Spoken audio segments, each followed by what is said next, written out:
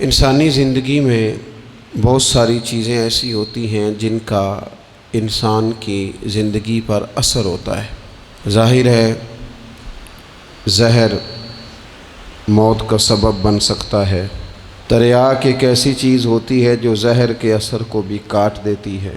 جب آپ کسی شخص کو برا بھلا کہتے ہیں تو لازمی نتیجہ یہ ہوتا ہے کہ وہ شخص آپ سے ناراض ہوتا ہے، اس کے چہرے پر آپ کے لیے اچھے تاثرات نہیں ابھرتے۔ اور جب آپ کسی شخص سے محبت کی بات کرتے ہیں، پیار کی بات کرتے ہیں تو وہ آپ کے قریب ہو جاتا ہے۔ آپ نے اگر کسی شخص کو مکہ دکھایا تو ظاہر ہے اسے غصہ آئے گا، لیکن اگر آپ نے کسی کو نظر جھکا کے محبت سے سلام کیا ہے تو یقیناً اسے آپ سے محبت ہوگی، آپ پہ پیار آئے گا۔ انسان کے اعمال کا اس کی زندگی پر اثر پڑتا ہے۔ ہمارے جو روزمرہ کے معاملات ہوتے ہیں اگر وہ صالحیت والے ہوں، نیک ہوں، اچھے ہوں تو وہ ہماری زندگی پر اثر چھوڑتے ہیں۔ اس سے ہماری زندگی خوبصورت ہوتی ہے، معنی خیز ہوتی ہے، ٹھنڈی ہوتی ہے، راحت والی ہوتی ہے۔ اور ہمارے اعمال اگر بد ہوتے ہیں، برے ہوتے ہیں تو اس کا لازمی نتیجہ یہ نکلتا ہے کہ ہماری زندگی سے سکون چلا جاتا ہے، آزمائشیں، پریشانیاں، تکالیف، دکھ بڑھ جاتے ہیں۔ قرآن مجید فرقان حمید نے ان دونوں عنوانات کو بیان کیا، فرمایا کہ من عمل صالحا من ذکر او انثی، جو بھی نیک عمل کرے چاہے مرد ہو چاہے عورت ہو، وہو مؤمن، ہو وہ مومن، فلنحیینہ حیاتا طیبہ، ہم ضرور اسے پاکیزہ زندگی عطا فرمائیں گے۔ اگر نیک اعمال کرو گے تو شرط ایک ہی ہے کہ مومن ہو، باقی مرد ہو یا عورت ہو یہ کوئی شرط نہیں۔ اگر نیک اعمال کریں گے تو فلنحیینہ حیاتا طیبہ، پھر ہم پاکیزہ زندگی اس شخص کو نوازیں گے۔ مسند امام احمد بن حنبل میں حضرت ابو ہریرہ رضی اللہ تعالیٰ عنہ سے مروی حدیث موجود ہے، نبی اکرم صلی اللہ تعالیٰ علیہ وسلم نے ارشاد فرمایا کہ رب کریم فرماتا ہے اگر میرے بندے کریں میری فرما برداری تو میں رات کو ان پر بارش برساؤں گا، دن کو سورج طلوع کروں گا، اور کبھی انہیں کڑک کی آواز بھی سنائی نہیں دے گی، آواز بھی کبھی ان کے قریب نہیں آئے گی کڑک کی۔ اگر میری فرما برداری کریں تو میں ان کے لیے آسانیاں کر دوں گا، رحمت ہو جائے گی بندوں۔ ہمارے جو اعمال ہوتے ہیں وہ لازمی طور پر ہماری زندگی پر اثر انداز ہوتے ہیں۔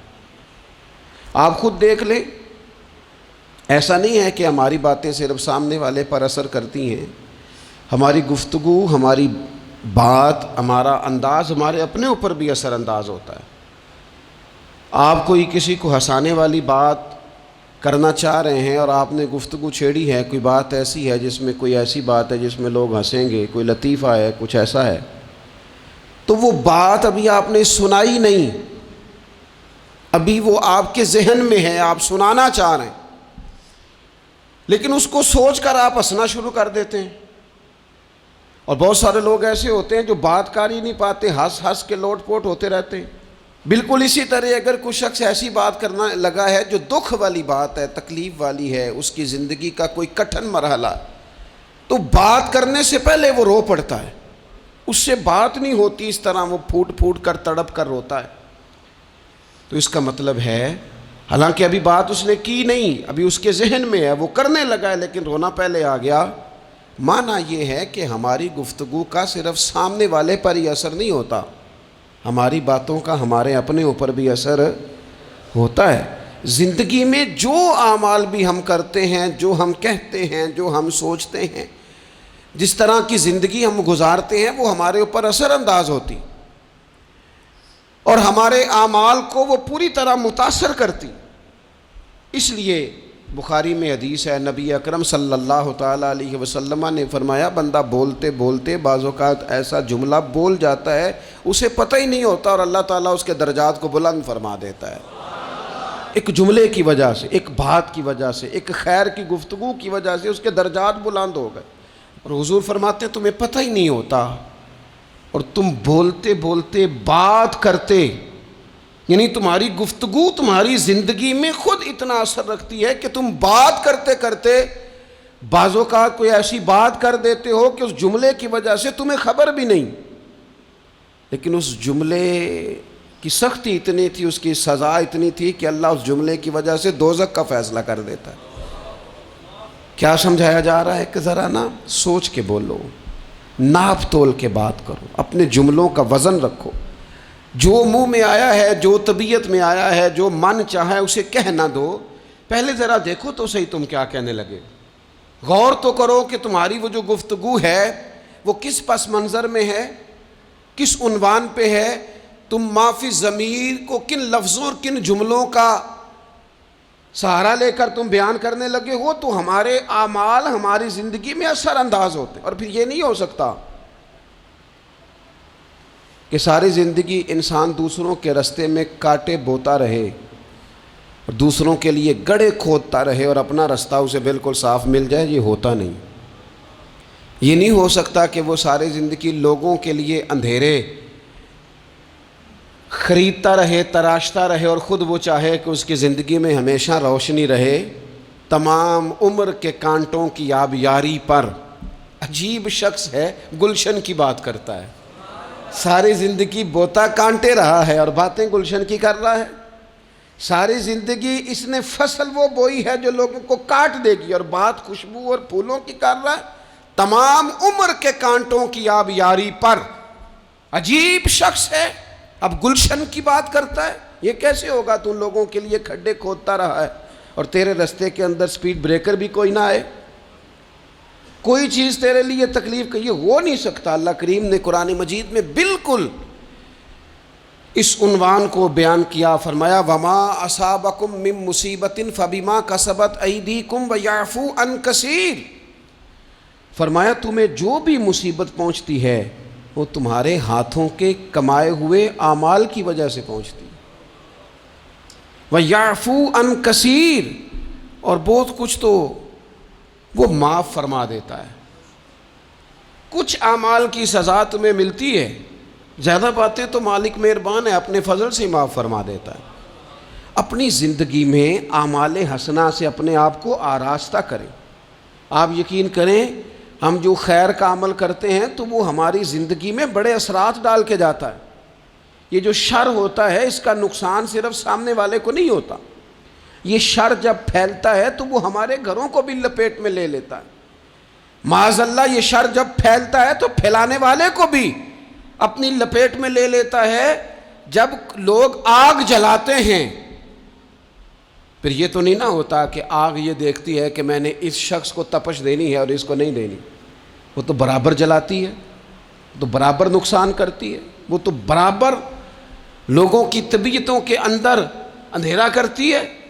تو اعمال پر غور کریں، زندگی میں غور کریں، رستہ آخر کون سا ہے۔ میں نے دیکھا ہے کچھ لوگ مستقل بنیادوں پر لگے ہوئے اور وہ اپنے آپ کو آراستہ نہیں کرتے اچھے اعمال کے ساتھ، وہ کسی کرشمے کے منتظر ہیں، کسی دعا کے انتظار میں، کوئی تعویذ چاہتے، وہ کہتے کوئی آئے اور کچھ ایسا کر جائے کہ ہماری زندگی بدل جائے۔ اپنے اعمال پر توجہ دیں، اپنے روزمرہ کی چیزوں کو دیکھیں کہ ایسا نہیں ہوتا کہ ہم کوئی ایسی چیز کھا لیں جو ہماری طبیعت کے ساتھ فٹ نہ ہوتی ہو تو ہمارا سارا سکون لے نہیں جاتی، ہم کوئی ایسی غذا استعمال کر لیں جو ہماری بیماری کو بڑھا دے تو وہ ہمارے لیے آزمائش کا سبب نہیں بن جاتی۔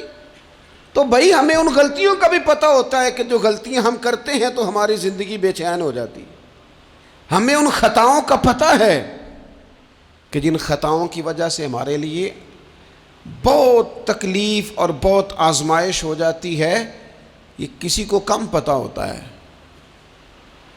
میں نے کسی سے ایک لفظ سنا تھا، میرے ذہن میں رہ گیا، کسی سیانے نے کہا تھا بندہ اپنا آپ ڈاکٹر ہوتا ہے، بندہ اپنا آپ طبیب ہوتا ہے، بندہ اپنا آپ ہی حکیم ہوتا ہے، اسے پتہ ہوتا ہے اس چیز سے طبیعت ٹھیک ہوتی ہے، اس چیز سے طبیعت خراب ہوتی ہے، وہ خود جا کے ڈاکٹر کو بتا رہا ہوتا ہے، وہ میں ذرا بد پرہیزی کر بیٹھا ہوں۔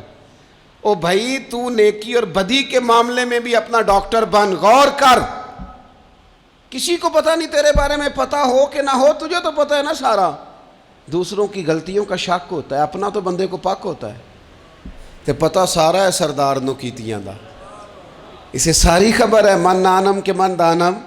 یہ ساری زندگی اپنی کوتاہیاں دوسروں پہ ڈالے، یہ دوسروں کو اپنی غلطیوں کا ذمہ دار بنائے، یہ پیچھے رہنے کی وجہ کسی اور کو قرار دے. اس کی مرضی ہے، جان چھڑانا چاہ رہا ہے. ورنہ یہ یاد رکھیے کہ انسان کو خبر ہوتی ہے کہ میری زندگی کے اندھیروں کا سبب کیا ہے. اسے پتہ ہوتا ہے کہ یہ جو عمارت انکمپلیٹ رہ گئی ہے تو میں کہاں سست ہوا تھا تو رہ گئی ہے. جس طرح اعمال حسنہ، میں نے دونوں مقام قرآن مجید کے آپ کے سامنے رکھے، جس طرح اعمال حسنہ نور پیدا کرتے ہیں، جس طرح نیکی زندگی میں سرور لاتی ہے.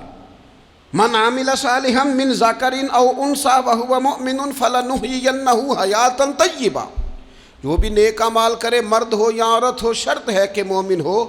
فلنحیینہ حیاتا طیبہ، ہم اسے پاکیزہ زندگی عطا فرمائیں گے اور ضرور پاکیزہ زندگی عطا کریں گے. ساتھ ہی قرآن مجید نے آگے جا کر ایک اور مقام پر یہ بھی کہہ دیا کہ وَمَا أَصَابَكُم مِّن مُّصِيبَةٍ فَبِمَا كَسَبَتْ أَيْدِيكُمْ وَيَعْفُو عَن كَثِيرٍ.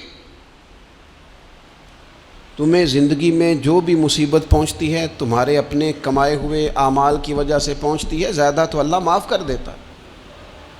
اور نبی پاک صلی اللہ تعالیٰ علیہ وسلم نے ان الفاظ کے ساتھ اس مضمون کو بیان کیا. فرمایا نیکی وہ ہے جو تیرے دل کو سکون عطا کرے.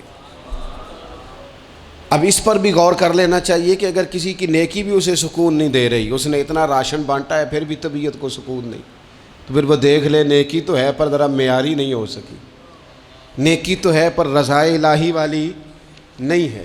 اس نے بڑے خیر کے کام کیے ہیں پر طبیعت پھر بھی بے قرار ہے. اس کا مطلب یہ ہے کہ نیکی تو ہے پر کہیں کہیں اس میں دکھاوا آ گیا ہے. حضور فرمانے لگے نیکی وہ ہے جو تیرے دل کو قرار عطا کرے، اور فرمایا گناہ وہ ہے، بدی وہ ہے جو تیرے دل میں کھٹکے اور تو اس بات سے ڈرے کہ کہیں لوگوں کو پتہ نہ چل جائے. وہ بدی ہے، وہ شر ہے، وہ خوف ہے. یہ بڑی عقل کے قریب تعریف ہے نیکی اور بدی کی اگر سمجھ میں آئے. یہ جو نیکیاں ہیں یہ طبیعت کو ٹھنڈا کرتی